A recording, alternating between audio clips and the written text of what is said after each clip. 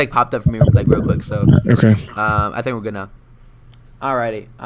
Where are we at again? So I Sorry. was talking about Lamar Jackson and just like how well he's playing, despite like he's not putting up those like elite ceilings yet, and he hasn't thrown 4 touchdowns in a game yet or had 4 total touchdowns. I don't think, but like I don't know, this team is just it's clicking going forward, and I'm excited for Lamar Jackson and Marquise Brown at that. He's really showing up. Yeah. Hollywood is the guy that has been, the like blue balls receiver, like in the mold of a CEH, where he just like empty opportunity. But he's kind of like finally banking in on that. And once that comes to fruition, he's just a must start every week because he is getting the air yards that would be a top 5 receiver. I think I'm not working. Am I good? You're good. I can hear you. Okay. But yeah. So I mean, that's it. You got to keep playing Hollywood. You got to keep playing Andrews. These running backs are kind of dust, but I mean Lamar's a stud. So that's all I got. Yeah. It looks like Latavius was the lead, and he got better as the game went on. But and he's scoring a lot of touchdowns too in the first few weeks. I don't know how long that can last, but he's always been good at scoring touchdowns and had a nose for the end zone. So I guess you could do worse at your flex spot than Latavius for right now. Tend to agree. I have one quick note on Denver. Melvin Gordon is still the lead back. He has 5 more carries and 2 more targets through 4 weeks. And despite how good Javonte looks on that one run that you show, I mean, like, he's a stud. Gordon isn't going anywhere for a while because he's still pretty good at football. So if you had dreams of Javonte taking over the backfield anytime before like week 10 or 12, it's not happening because Gordon's not going anywhere. So sorry about that. Pretty much, it's going to take an injury. You're going to have to save your chips for next season on Javonte. I think for him to have that ultimate ceiling that we're looking for here, which is going to come, but it's just going to be most likely next year when Gordon's out of town. Yeah. Anything else, or are we on to the last game? The last note would be that Teddy Bridgewater got hurt in this game, and so we're looking at Drew Lock starting next week in Pittsburgh. So you probably don't want to play anybody on the Broncos next week, and you probably want to pick up the Pittsburgh defense if you can. That's gonna be crazy, yeah. In Pittsburgh, that's wild. Yeah. Poor guy. You can expect 7 points from that game total. So that's great. And it'll come from Deontay Johnson. Of course it will, and Najee Harris, and that's unfortunate. But on to the Tom Brady. Let's do it. Not revenge, but like, hey, I'm in the same city I was in. You know, I'm back. Like yeah. Did you miss me? Of course, and we all did. So actually, one of the girls on my floor, she doesn't watch football. I don't think she does. But we were like, so like our whole floor was like watching a movie, and I was doing homework because I don't fucking watch a movie. I'm watching football. And I had my homework on one window, and then like the game here, and she was like, "Oh, Tom Brady's playing. I fucking hate that guy." I was like, "Me too." So we just kind of bonded over that. So Leonard Fournette gets 80% of the snaps, and looks startable going forward with 19 targets in 4 games, even though he's not a good pass catcher, never has been. That's just bizarre.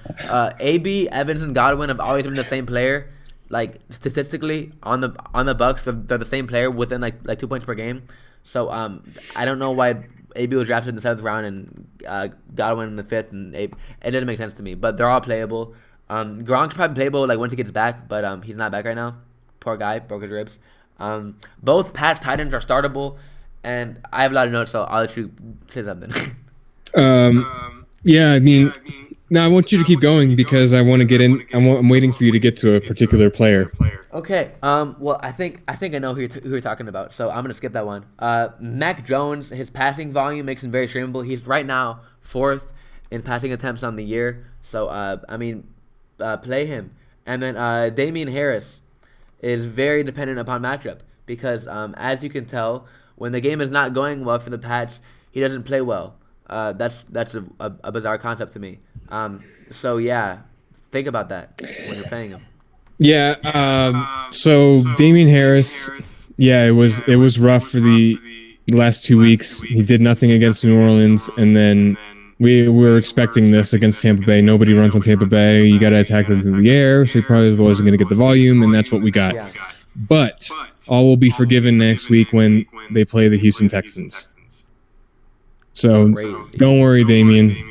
You're going to get yours, and if you own Damian Harris, don't sell him. Don't go crazy. Just play him next week and be happy. That's going to be crazy. The Mac statistically outplayed Tom Brady last night. Is there a future McDonald's endorsement coming for Mac Jones and the Big Mac? And can you see that? I mean, how could there not be? I mean, it's just too perfect, right? I mean, They should sign him up now, right? Of course. I mean, like, Do you want to go your and you'll YouTube? be happy. Oh shit, what happened? But yeah, get ahead of the game and you'll be happy. You know what I'm saying? I mean, I think Burger King should actually steal Mac Jones and then sell him like in soccer, like a transfer. You know, that'd be very forward thinking. But you know, what do I know? I can't remember specifically, but I don't know if you remember Mark McGuire, the baseball player. His nickname was the Big Mac, and I want to say that he did a commercial or two with McDonald's. If not, this is the next best thing. I mean, his name is Mac. It's it kind of fits. So I would love that as an American. What I don't like as an American is the fact that Leonard Fournette is still a thing.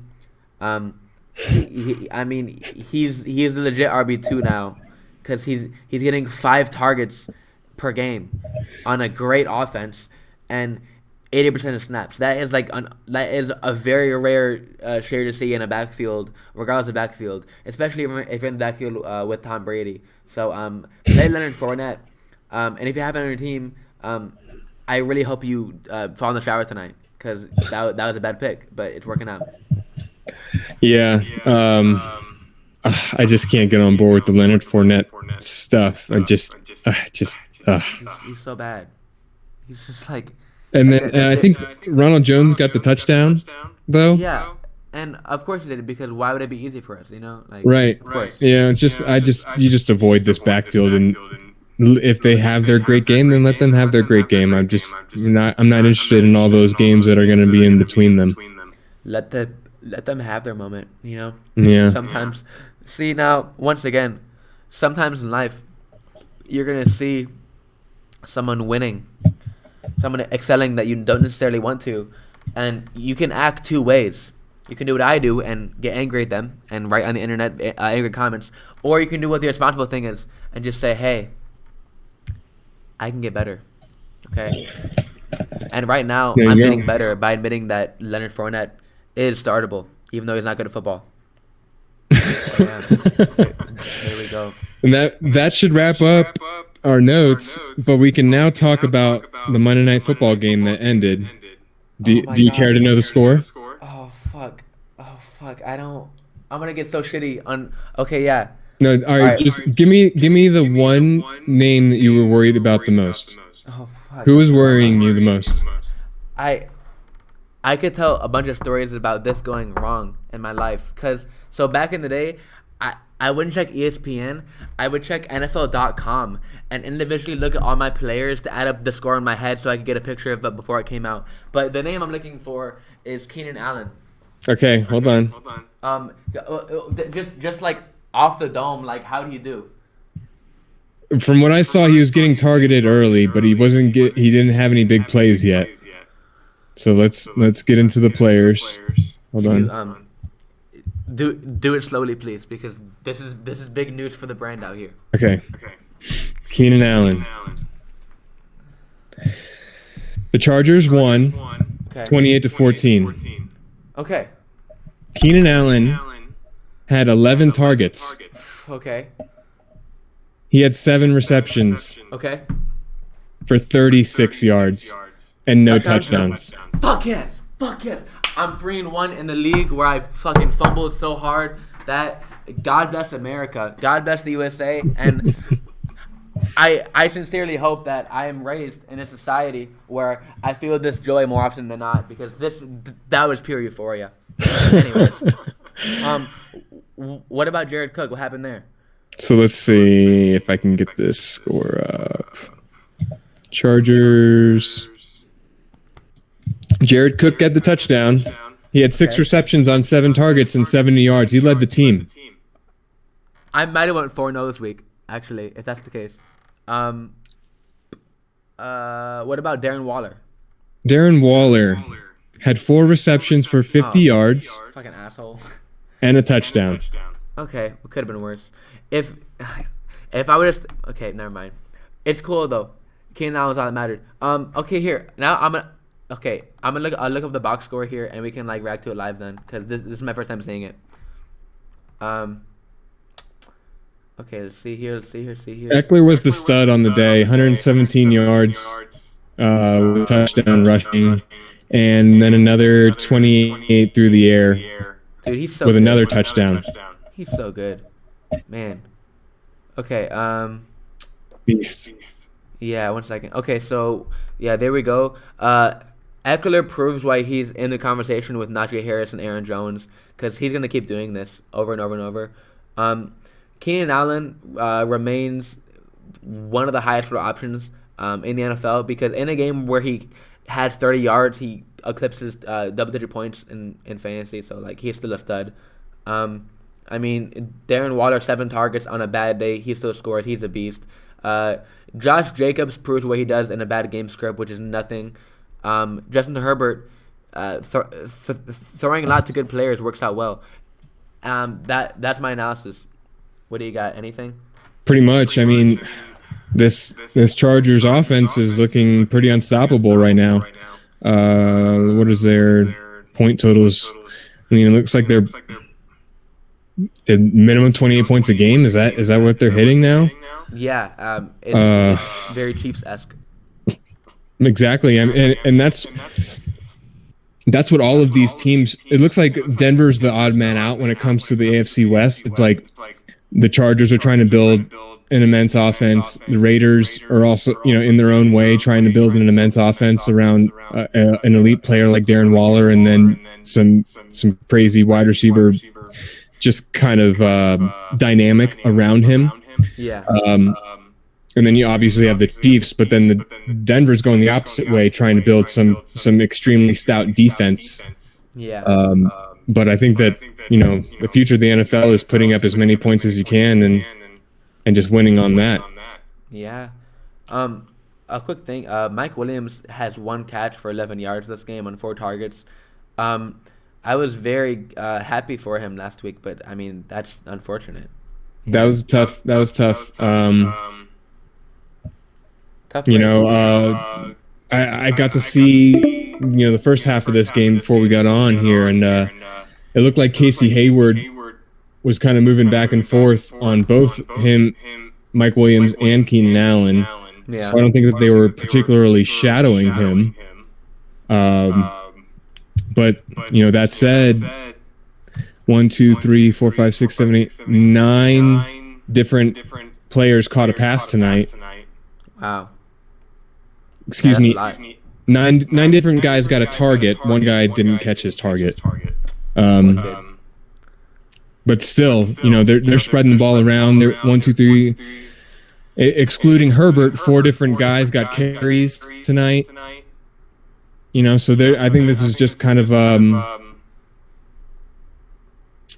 it's an offense that, like we were saying in the past, is going to be very consolidated between Eckler, Allen, and Mike Williams, but in a game where a lot of other guys got involved and some big plays happened and 2 tight ends caught touchdowns, Mike Williams was the odd man out this week. So and that's football.